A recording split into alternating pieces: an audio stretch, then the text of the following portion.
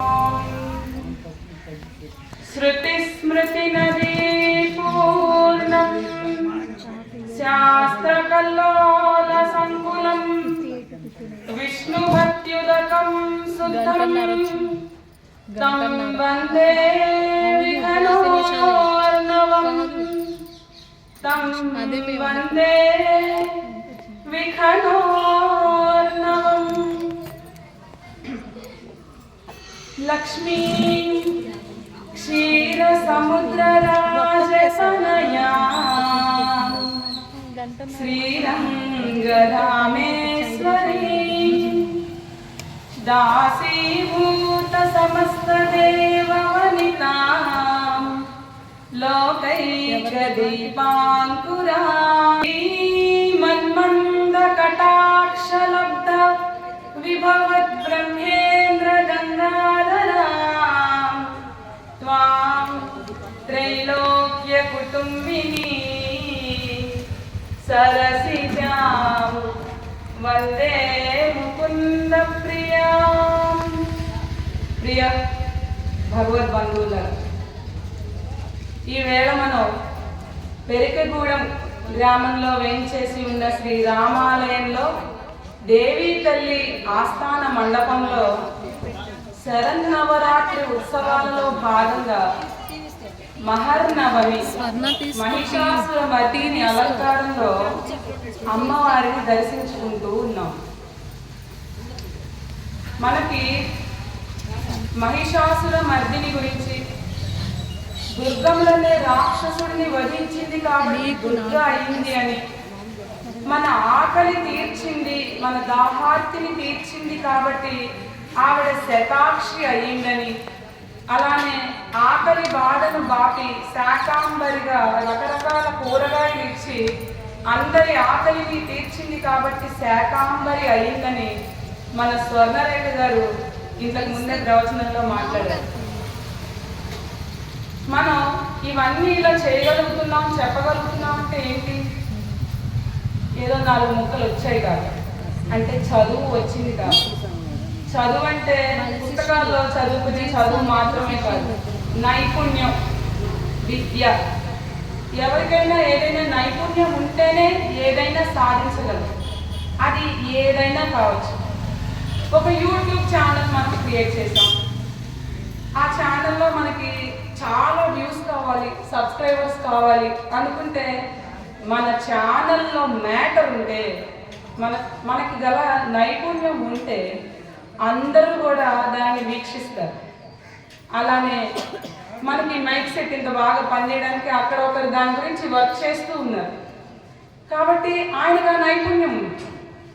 అలా మనలోని నైపుణ్యాన్ని మనం వెలికి తీసి మనం ఏదైతే సాధించాలి అనుకుంటున్నామో అలాంటి దానికి మనం ప్రయత్నించగలిగితే మనం ఖచ్చితంగా సక్సెస్ని అందుకుంటాం. మరి నేర్చుకోవాలంటే ఎవరో ఒకరు గురువు కావాలి కదా. ఏదైనా ఒక విషయం మనం నేర్చుకోవాలంటే అది ఎవరో ఒకరి దగ్గర నుంచి చూసైనా ఉండాలి, అనుకరించైనా అయి ఉండాలి, లేదా వాళ్ళ దగ్గర తర్ఫీదు పొందైనా అయి ఉండాలి.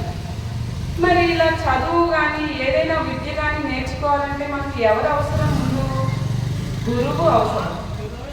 ఇప్పుడు ఇలా మేము పారాయణ చేయగలుగుతున్నాం, ఏదైనా ప్రవచనం చెప్పగలుగుతున్నాం అంటే మా గురువు గారైన కొలకలూరు వాస్తవ్యులు శ్రీ శ్రీ శ్రీ వికనసాచార్య స్వామి అనుగ్రహం వల్లనే. వారు మాకు ఎన్నో రకాల మంచి విషయాలు చెప్తూ ఉంటారు. అందరికీ కూడా మనశ్శాంతిని ఇచ్చేది దైవం మాత్రమే. ఆ దైవాన్ని మీరు చేరండి, ఆ దైవంతో మీరు మమేకమై ఉండండి. ఆ దైవం మిమ్మల్ని ఎప్పుడూ కూడా కాపాడుతూ ఉంటుంది. ఎలా కాపాడుతూ ఉంటుంది? పుణ్యం చేయడం ద్వారా మనం దైవం నుంచి కాపాడబడుతూ ఉంటాం. అంటే దైవం మనకి ఎలా దేవుడు కనిపించదు కదా. మరి కనిపించకుండా ఎందుకు ఇన్ని పూజలు చేస్తున్నాం, వ్రతాలు చేస్తున్నాం, మహర్నవమి ఉత్సవాలు చేస్తున్నాం? మరి ఎందుకు చేస్తున్నాం అంటే మనకి ఆ నమ్మకాన్ని కలిగిస్తారు. మనం ఏదైనా ఆపదలో ఉన్నప్పుడు, మనకి ఏదైనా ఇబ్బంది కలిగినప్పుడు, మనం ఏదైనా నిజంగా పుణ్యం అప్పటిదాకా చేసుకుని ఉంటే రక్షంతి పుణ్యాన్ని పురాకృతాన్ని, అంతకుముందు ఎప్పుడైనా మనం పుణ్యం చేసుకుని ఉంటే ఆ పుణ్యమే మనని కాపాడుతుంది. ఆ పుణ్యం మనం చేసుకోవాలి అంటే మనకి ఒక గురువు అవసరం. ఎందుకంటే మనం ఎలా ఉండాలి అనేది మనకు తెలియదు. నాన్న నిక్కర్ వేసుకో, నాన్న షర్ట్ వేసుకో, అమ్మ ఇలా ఉండద్దు, బొట్టు పెట్టుకో అని ఎవరు చెప్తారు? అమ్మ చెప్తుంది.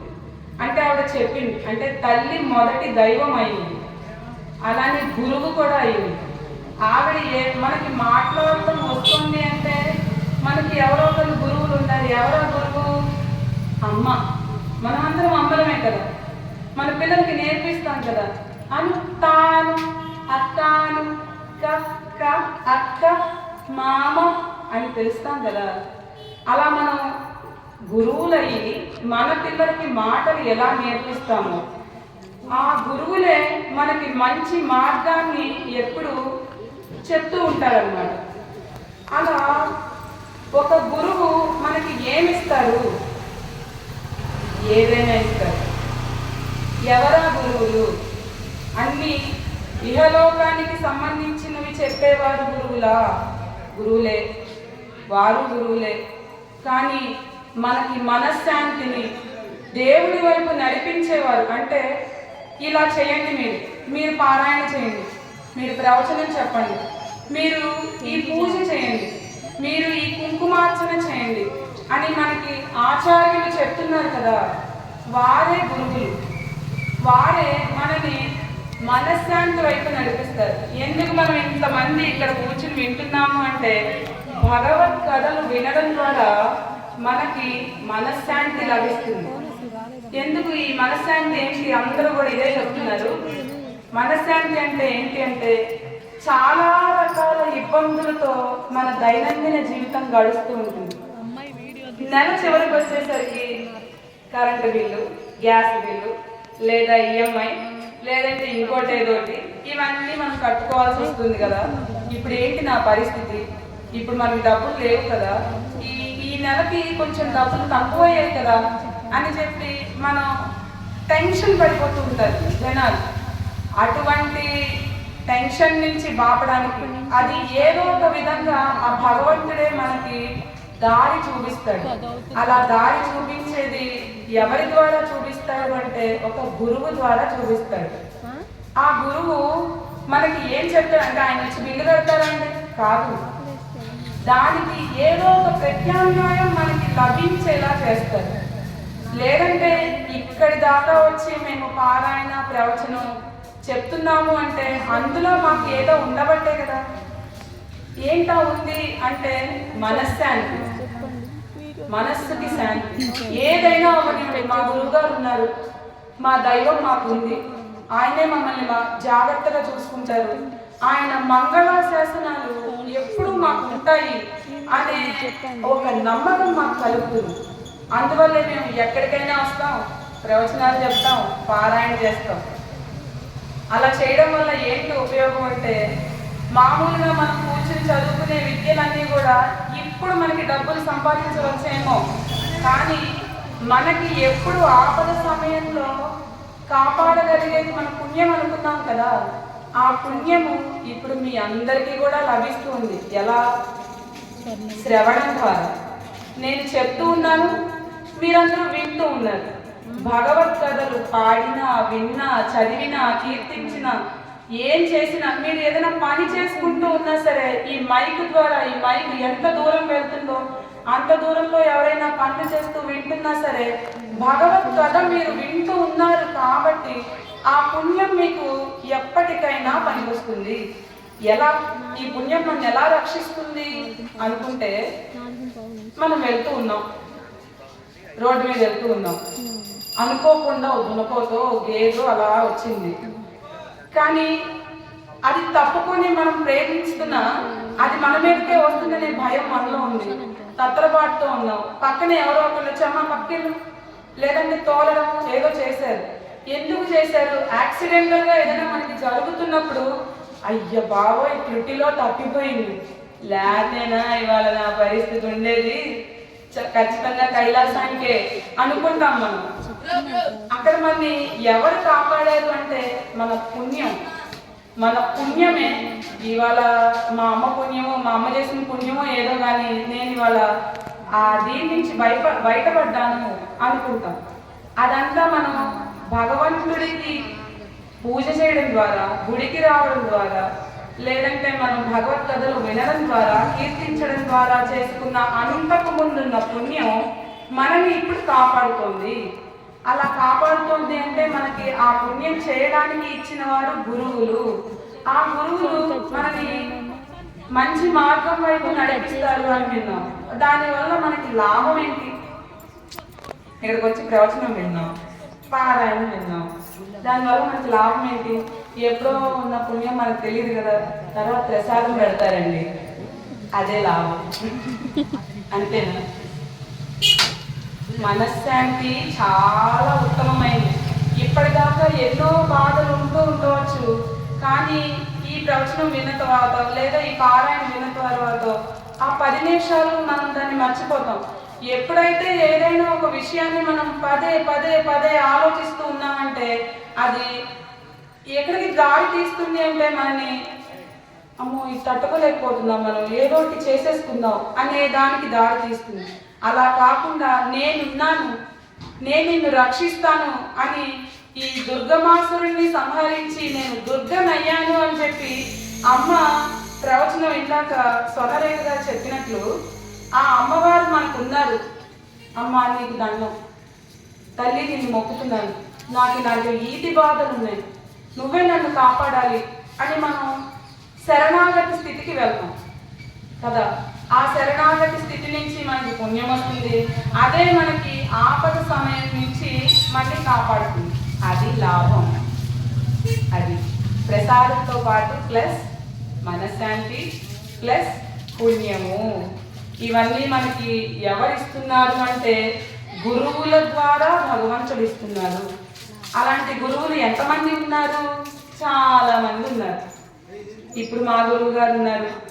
అలానే మొదటిలో కలియుగం మొదటిలో 786 ఆ సంవత్సరం ఆ ప్రాంతంలో ఆదిశంకరాచార్యులు అని ఒక ఆయన ఉన్నారు. తెలుసా మీకు? జగద్గురు ఆదిశంకరాచార్యులు సినిమా కూడా వచ్చిందండి. ఆదిశంకరాచార్యులు అని ఒక ఆయన ఉన్నారు. ఆయన ఏం చేశారు? ఎవరికి లాభం కలిగింది, ఏం లాభం కలిగింది, ఎందువల్ల వచ్చింది అనేది ఒక చిన్న కథ ద్వారా మనం ఇవాళ తెలుసుకుందాం. కొంతమంది ఉత్తమ పురుషులు ఉంటారు, పుణ్య పురుషులు ఉంటారు. వాళ్ళతో ఉండడం ద్వారా, వాళ్ళ కథలు వినడం ద్వారా మనకి కూడా పుణ్యమే లభిస్తుంది. వాళ్ళు ఏమి చెయ్యరు, కానీ వాళ్ళని మనం చూడడం ద్వారా, వాళ్ళని వినడం ద్వారా మనకి అనంతమైన శక్తిని, పుణ్యాన్ని అందిస్తూ ఉంటారు. అలా ఈ ఆదిశంకరుడు ఏం చేశాడు అనేది నేను ఒక చిన్న కథ ద్వారా మీ అందరికీ తెలియజేస్తాను. ఏంటి అంటే, ఆదిశంకరాచార్యులు కారడి అనే గ్రామంలో కేరళలో జన్మించారు. ఆయన చిన్న పిల్లాడుగా ఉన్నప్పుడు, ఆయన పుట్టినప్పటి నుంచి కూడా చాలా డిఫరెంట్ అయిన వ్యక్తి. మామూలుగా మన పిల్లల్లాగా యూట్యూబ్ షార్ట్లు, యూట్యూబ్లు, వీడియోలు, గేమ్లు ఇట్లాంటివి అప్పుడు లేవు. ఒకవేళ అప్పుడు ఆడుకునే కోతికొమ్మ చాట్లు లేదంటే కబడ్డీలు ఇట్లాంటివి ఏమి ఆడలేదు. ఏం చేశారంటే ఆయన శివార్చన చేసేవారు. ఎప్పుడూ కూడా శివలింగం చుట్టూ తిరిగేవారు. ఆయనకి 5 సంవత్సరాలు వచ్చేప్పటికి కూడా ఆయన నేను ఈ కర్మభూమిలో జన్మించాను, నేను సత్కర్మలు చేస్తాను, నేను మోక్షాన్ని పొందాలి, నేను మార్చాల్సింది చాలా ఉంది అనే థాట్ లైన్లో ఉండేవారు, అంటే ఆలోచనలో ఉండేవారు. అలాంటి వారు పుణ్యపురుషులు అవుతారు కదా. అలాంటి పుణ్యపురుషులైన ఈ వ్యక్తి 8వ ఏట ఉపనయనం జరిగింది. ఉపనయనం అంటే ఏంటి? ఒడుగు చేస్తారు కదా, ధన్యం వేస్తారు కదా. బ్రాహ్మణులు, వైశ్యులకి అందరికీ వేస్తూ ఉంటారు, ఉపనయనం చేస్తారు. ఆ ఉపనయనం చేసిన తర్వాతే నీకు భగవంతుడి పాదాలు పట్టుకునే అవకాశం లభిస్తుంది, నీకు ఆ హక్కు నేను ఇస్తున్నాను అని చెప్పి ఉపనయితాం అని చెప్పి దగ్గరికి రా అని గాయత్రి మంత్రాన్ని ఉపదేశిస్తూ ఆ ఉపనయనం చేసి ఆ బాలుడిని భగవంతుడి దగ్గరికి తీసుకెళ్తారు. అలా భగవంతుడి దగ్గరికి తీసుకెళ్ళిన తర్వాత ఈ ఉపనయనం చేసిన తర్వాత గురుకులాల్లో వేసేవారు. అలా వాళ్ళ గురువు గారైన ఒక ఆయన ఈయనని భిక్ష ఎత్తుకుని రమ్మన్నారు. గురుకులాధ్యాసం ఎలా ఉండేది? ఇప్పట్లా కాదు, మనమే వెళ్ళి డబ్బులు ఇవ్వాలి, మనమే అన్నీ చేయాలి. కానీ మనమే మీరు ఆ హోంవర్క్ సరిగ్గా చేయించలేదండి, మీరు కొంచెం ఇదిగో కొంచెం శ్రద్ధ పెట్టాలి అంటే కుదరదు కదా. అలా లేవు అప్పుడు. ఎందుకంటే అసలు అక్కడ జాయిన్ చేసిన తర్వాత ఆ గురుకులాలలో మొత్తం గురువే చూసుకునేవారు. వీళ్ళ పనులన్నీ వీళ్ళే తెలుసుకునేవారు. ఎలా చేయాలి, ఏం చేయాలి అనేది ఇవన్నీ కూడా ఆ గురువే చెప్పేవారు. ఆ గురువు చెప్పిందే వేదం. నాన్న వచ్చి నేను చూస్తాను, అమ్మ వచ్చి నా పిల్లాడి మీద బెంగగా ఉంది ఒకసారి పంపిస్తారా అంటే నో, నేను ఎప్పుడు పంపిస్తాను అప్పుడు తీసుకెళ్ళండి. అంత కఠినంగా ఉండేది అప్పుడు గురుకుల శిక్షణ. అలా ఉన్నారు కాబట్టి వాళ్ళందరూ కూడా వాళ్ళు రకరకాల పనులు నేర్చుకున్నారు. అలానే వాళ్ళు మంచి నడవడిక మార్గం చిన్నప్పటి నుంచి అలవాటు చేసుకున్నారు. అలా భిక్షని ఎత్తుకు రమ్మన్నారట ఈ శంకరాచార్యులు వాళ్ళ గురువు గారు. భిక్ష అంటే యాయవారం తెలుసు కదా, 5 ఇళ్ళు మాత్రమే తిరుగుతారు. ఉపనయనం చేసుకున్న వ్యక్తులు ఊరికే ఊరంతా తిరిగి భిక్షం ఎత్తుకోరండి. 5 ఇళ్ళు మాత్రమే అడగాలి. ఆ 5 ఇళ్ళు మాత్రమే అడుగుతారు. అడిగిన తర్వాత అది తీసుకువెళ్ళి గురువు గారికి ఇస్తారు. అలా ఈ శంకరుడు ఒక రోజు ఏమైంది, ఆ వీధిలో వాళ్ళ ఊరిలో తిరుగుతూ ఫస్ట్ వెళ్ళడం ఒక ఆవిడ దగ్గరికి వెళ్ళాడు. ఆయన మామూలుగా వెళ్ళాడు. కాకపోతే ఆ ఇంటి పరిస్థితి ఎలా ఉందంటే ఊరి గుడిసె, ఏమీ లేదు, ఆ ఇంట్లో ఎవరు లేరు. భవతి భిక్షాందేహి అని అడిగాడట ఈ శంకరుడు. చిన్న పిల్లాడు, 8 ఏళ్ల పిల్లాడు. ఆయనలోని వర్చస్సు ఎలా ఉంది అంటే ఆయన మామూలు పిల్లల్లాగా కాదు అనుకున్నాం కదా. ఆయనకి ఉపనయనం చేయకముందు నుంచే దైవ చింతన ఉంది. అందువల్ల ఆయన వర్చస్సు ఎలా ఉంది అంటే ఇతనికి ఏదోటి ఇవ్వాలి. కొంతమందిని చూస్తే కొట్టబుద్ధి అవుతుంది, కొంతమందిని చూస్తే ఇవ్వబుద్ధి అవుతుంది కదా. అలానే ఈ పిల్లాన్ని చూస్తే ఏదోటి ఇవ్వాలి అని అనిపించింది ఆ పేదరాలైన బ్రాహ్మణ స్త్రీకి. చాలా పూరిగుడిస్తారు, ఇంట్లో ఏం లేదు. అచ్చం కుచేలుడిని గుర్తు చేసుకోండి మీరు, కుచేలుడికి ఏమీ లేవు కదా. అలానే ఈ పేదరాలైన బ్రాహ్మణ స్త్రీకి కూడా ఏమీ లేవు. ఇంట్లో కనీసం అటుకులు కూడా లేవు. కనీసం అటుకులన్నా ఉన్నాయి కుచేలుడికి, ఈవిడ దగ్గర అసలు అటుకులు కూడా లేవు. వాళ్ళ భర్త ఏమో బయటకు వెళ్ళారు, ఏదైనా దొరుకుతుందేమో అని చెప్పి వెళ్ళారు. ఈ లోపు ఈ శంకరుడు భవతి భిక్షాందేహి అని చెప్పి అడుగుతూ ఉన్నాడు. ఏం చేయాలో అర్థం కాలేదు. కానీ ఏదోటి ఇవ్వాలి. చిన్న పిల్లాడు వచ్చాడు, మనం ఇవ్వకుండా పంపిస్తే మనం నిజంగా గృహస్థులం అవ్వం కదా. ఎవరైనా వచ్చి భిక్షాందేహి అన్నప్పుడు తృణమో పణమో పండ్లో ఆపో పువ్వో ఏదోటి ఖచ్చితంగా ఇవ్వాలి.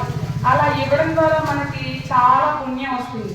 కానీ నేను అలాంటి ఇచ్చే స్థితిలో లేను ఏంటని చెప్పి అనుకుని ఆవిడ ఒక చిన్న ఉసిరిక పండుని ఇస్తుందట. ఉసిరికాయని, అది కూడా ఎప్పుడో శివలింగం దగ్గర పెట్టి నైవేద్యం చేసింది. అది ఎలా ఉందంటే చాలా పండిపోయి ఒక విధంగా తినడానికి యోగ్యంగా మాత్రం లేదు. అలాంటి ఉసిరి పండుని ఆవిడ ఇస్తుంది. ఆవిడ ఇచ్చిన తర్వాత ఈయన ఇందులో చూసి ఆమె చెప్తుందన్నమాట ఆ బ్రాహ్మణ స్త్రీ, నా దగ్గర ఏమీ లేదు బాలక, నీ వర్చస్సు చూస్తేనేమో నాకు ఏదోటి ఇవ్వాలనే ఉంది, కానీ నా దగ్గర ఏమీ లేవు, ఇంట్లో అసలు ఏమీ లేవు. కాబట్టి ఈ ఉసిరి పండుని మాత్రమే నేను ఇవ్వగలను అని చెప్పి ఈవిడ ఆ ఉసిరి పండుని ఇస్తుంది. దయాద్ర హృదయుడైన ఆది గురువు జగద్గురువు ఆది శంకరాచార్యుడు చెలించిపోయాడు. చెలించిపోవడం అంటే ఏంటి? అయ్యో అనుకున్నాడు. అయ్యో ఎంత ఇది కదా ఈవిడికి, కానీ ఇంతటి పేదరికంలో కూడా నాకు ఏదోటి ఇవ్వాలని ఆలోచించింది కదా అని చెప్పి వెంటనే తన భిక్షాపాత్ర ఏదైతే ఉందో అది ఆకాశం వైపు చూపిస్తూ వందే వందారు మందారమిందిరానంద కందలం అమందానంద సందోహ బంధురం సింధురాననం అంటూ కనకధార స్తవాన్ని అప్పటికప్పుడు లక్ష్మీదేవిని గురించి స్తుతించాడట. ఎవరు? శంకరాచార్య. ఆ చిన్న పిల్లాడు, ఆ 8 ఏళ్ల పిల్లాడు, చిన్న పిల్లాడే ఒక విధంగా. ఎందుకంటే అప్పుడు 1000 సంవత్సరాల క్రితం కొంచెం ఆయుర్దాయం ఎక్కువ ఉండేది, 100 ఏళ్ళు పైగా బతికేవారు. ఈతడికి 32 ఏళ్లలోనే ఆయన కైలాసానికి చేరుకున్నాడు. ఆయన 8 ఏళ్ళప్పుడు ఈ సంఘటన జరిగిందనమాట. అలా కనకధార స్తవాన్ని పఠించాడు ఈ శంకరుడు. అప్పుడు లక్ష్మీదేవి ప్రత్యక్షమయ్యి చెప్పిందనమాట, నేను నీ మంత్రానికి అధీతం. ఇందాక మన ప్రవచకులు చెప్పారు, మంత్రాధీనంతు దైవతం. మంత్రం చెప్తూ మనం దైవాన్ని పూజిస్తే అది దైవానికి చేరుతుంది. అలా చేరడం ద్వారా మనకి పర్జన్యుడు వర్షాన్ని ఇస్తాడు. అలా వర్షం రావడం ద్వారానే మనకి పంటలు పండుతున్నాయి. యజ్ఞాలు యాగాలు చేయాలంటే వేదాలు అవసరం అని చెప్పారు కదా. అలా ఈయన మంత్రానికి ముగ్ధురాలైపోయిందట లక్ష్మీదేవి. వెంటనే వచ్చి, ఏంటి నాయన పిలిచావు? ఎప్పుడు నీ అధీనంలోనే ఉంటాను కదా నేను, ఎందుకు ఇంత ఆర్ద్రంగా నన్ను పిలిచావు అని అడిగిందట ఈ లక్ష్మీదేవి. అమ్మా, ఈవిడ పరిస్థితి చూసావా? ఏమీ లేవు, కానీ నాకు ఏదోటి ఇవ్వాలి అనే కాంక్ష మాత్రం ఉంది. వెంటనే ఈవిడ పేదరికాన్ని బాపు తల్లి అని చెప్పి ఈయన స్తోత్రంలో చెప్పాడు. అప్పుడు ఆ లక్ష్మీదేవి అంది, వీళ్ళు కనీసం ఇంత పుణ్యం కూడా చేసుకోలేదు పూర్వజన్మలో ఈ బ్రాహ్మణ కుటుంబం ఇచ్చినట్టు తీసుకున్నారు తప్ప మనకి ఎవరైనా ఏదైనా ఒక 2-3 పళ్ళు ఇచ్చారండి. మనం ఎవరైనా కావచ్చు, ఒకటి వాళ్ళకి షేర్ చేద్దాం. ఒకటి మనకి ఏదైనా ఒకటి మనం ఇస్తేనే మనకు అది తిరిగి వస్తుంది. మనం ఏది ఇస్తామో అదే తిరిగి వస్తుంది. కాబట్టి మనం మంచినే ఎప్పుడు ఇవ్వాలి. అలా వీళ్ళు అంతకు ముందు పుణ్యం కించిత్ మాత్రం కూడా చేసుకోలేదు. అందువల్ల ఈ జన్మలో ఇంత పేదరికాన్ని అనుభవిస్తున్నారు. మరి వీళ్ళకి నేను పేదరికం ఎలా పంపగలను, వీళ్ళని ధనవంతులుగా ఎలా చేయగలను అని చెప్పి లక్ష్మీదేవి అందట. అప్పుడు ఈ శంకరుడు అన్నాడు, పుణ్యమింతయు లేకున్న ధన్యురాలు దేహి అన్నలిచ్చు గుణము దివ్యముగను ఆమలక ఫలమున సగే అది చాలు ధనమునందించు హరిరాణి ఘనముగాను అన్నాడట. అమ్మా, ఆవిడ పుణ్యం అంతకు ముందు జన్మలో చేయలేదని చెప్తున్నావు కదా. ఈ జన్మలో ఇప్పుడు ఈ క్షణం ఏదో ఇవ్వాలి అనే తాపత్రయంతో నాకు ఈ ఉసిరిక పండు ఇచ్చింది కదా. ఈ ఉసిరిక పండుని ఇచ్చిన పుణ్యంతోనైనా ఆవిడని కాపాడవచ్చు కదా నువ్వు. అసలు నువ్వు ఎవరు? లక్ష్మీదేవి. నీ దగ్గర ఎవరికి కూడా దారిద్ర్యం ఉండదు కదా. కమలాసన పాణినాలలాటే లిఖితామక్షర పంక్తిమస్య జంతో పరిమార్జయ మాతరంఘ్రిణాతే ధనిక ద్వార నివాస దుఃఖదోద్రీం. అమ్మా, దుఃఖాన్ని బాపేదానివి నీవు. కొంచెం ఏదైనా పుణ్యం చేసుకుంటే అనంతమైన ఐశ్వర్యాన్ని ఇచ్చేది నీవు. చదువు లేదు, పాడు లేదు, వీడు మాత్రం కోటీశ్వరుడు అయ్యాడు అనుకుంటాం కొంతమందిని. ఏం చేసేదని ఇంత ధనం ఇచ్చింది వీడికి అంటే, అంతకుముందు పుణ్యం ఏదో చేసుకున్నారు ఆయన. మనకి లేదు అనే దానికంటే పక్క వాళ్ళ మీద ఇంట్రెస్ట్ ఎక్కువ ఉంటుంది మనకి. అలాగా కొంతమంది చాలా ఐశ్వర్యవంతులు అవుతున్నారు. ఎందుకు అని అంటే, ఏదో జన్మలో పుణ్యం చేసుకున్నారు కాబట్టే దేవతలు ఎప్పుడు కూడా మనం చేసే సత్కర్మలని ఎప్పుడు దాన్ని యాక్సెప్ట్ చేస్తారు, వెంటనే దానికి కావాల్సింది ఇచ్చేస్తూ ఉంటారు. ఆ దుర్గముడికి కూడా బ్రహ్మదేవుడు ఇచ్చాడు అంటే ఆయన ఘోర తపస్సుకి మెచ్చుకున్నాడు కాబట్టి. అలానే కొంతమంది ఐశ్వర్యవంతులు ఇలా అవుతూ ఉంటారు. వారికి వీళ్ళకి మెచ్చివేడు కానీ వీడికి మాత్రం కోట్లు ఉన్నాయి అని అనుకుంటాం మనం. కొంతమందిని మన మనసులోకి వస్తూ ఉంటారు. అలాంటి వాళ్ళు పూర్వజన్మలో ఏదో పుణ్యం చేసుకున్నారు కాబట్టి ఇప్పుడు ఇలా ఉన్నారు. ఈవిడ ఇంత పూర్వజన్మలో ఏమీ చేసుకోకపోవచ్చు, కానీ ఇప్పుడు నాకేదో ఇవ్వాలి అనే కాంక్షతో ఉసిరిక పండు ఇచ్చింది కాబట్టి ఈవిడని నువ్వు కటాక్షించి ధనికురాల్ని చేయి, ఐశ్వర్యవంతురాల్ని చేయి. నువ్వు తలుచుకుంటే ఆ బ్రహ్మ రాసిన రాతను మార్చగలవు కదా లిఖితామక్షర పంక్తిమస్య జంతో పరిమార్జయ మాతరంగ్రీణాతే.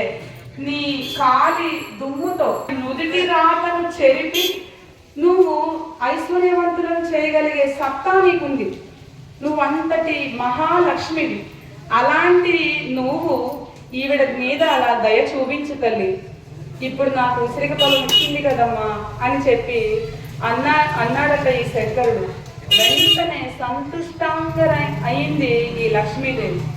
చాలా ప్రసన్న వదనంతో ఆయన అన్నదే తడవుగా ఆవిడ అభయాన్ని ఇచ్చింది.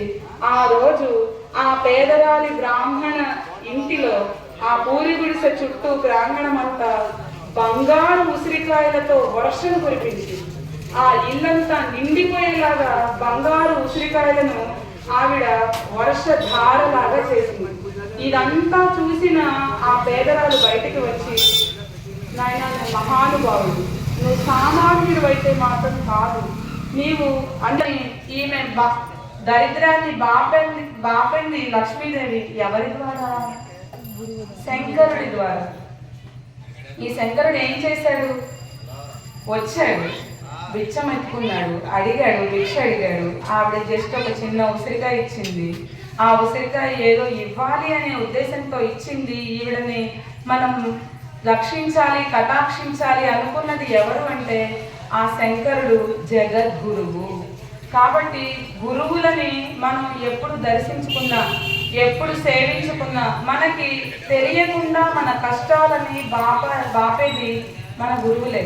అలాంటి గురువుల మార్గంలో మనం నడుస్తూ ఉన్నాం.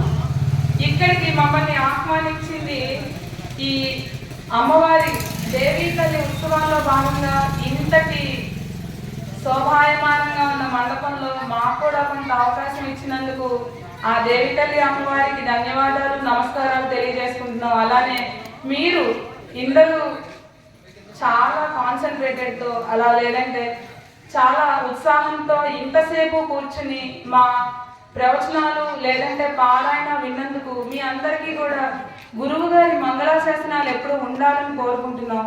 మమ్మల్ని ఇక్కడి దాకా తీసుకొచ్చింది ఎవరంటే మా దృష్టిలో స్వర్ణ గారే. ఎందుకంటే వారి పుట్టినీళ్ళు కాబట్టి మాకు ఇలా తెలుసు, అంతేగాని మాకు మామూలుగా ఈ ఊరు తెలియదు కదా. వారి ద్వారానే మేము గురువుల మార్గంలో మేము నడుస్తూ ఉన్నాం. మేము ఇంత ప్రశాంతంగా ఉన్నాం. మేము ఉన్న దాంట్లోనే చాలా సంతోషంగా, ఎన్ని బాధలు ఉన్నా మరిచిపోయి భగవంతుడిని ప్రార్థిస్తున్నాం అనే విషయం మీ అందరికీ తెలియజెప్పాలనుకున్నారు స్వర్ణ గారు. కాబట్టి ఆవిడ మేము కూడా ఇక్కడ ప్రవచనము పారాయణ చేద్దాం అనుకున్నారు. అలా మమ్మల్ని అందరినీ ఇక్కడికి ఆహ్వానించినందుకు స్వర్ణ గారికి గురువు గారి మంగళాశాసనాలు ఎప్పుడు ఉండాలని కోరుకుంటున్నాం. ఇంతటి వైభవపేతంగా ఇక్కడ జరుగుతున్న కార్యక్రమాలన్నింటినీ వీక్షిస్తున్న ప్రేక్షకులందరికీ, శ్రోతలందరికీ కూడా అమ్మవారి కృప ఎప్పుడు ఉండాలి అని కోరుకుంటూ, గురువు గారి మంగళాశాసనాలు మనందరి మీద ఎల్లప్పుడూ ఉండాలి అని కోరుకుంటూ, గురువులు మన మనస్సులో ఎప్పుడు ఉంటే మనకి సాధించలేనిది ఏది లేదు, ఉండదు అని చెప్పి నేను ఘంటాపదంగా చెప్తూ ముగిస్తాను. ఓం శ్రీహరి.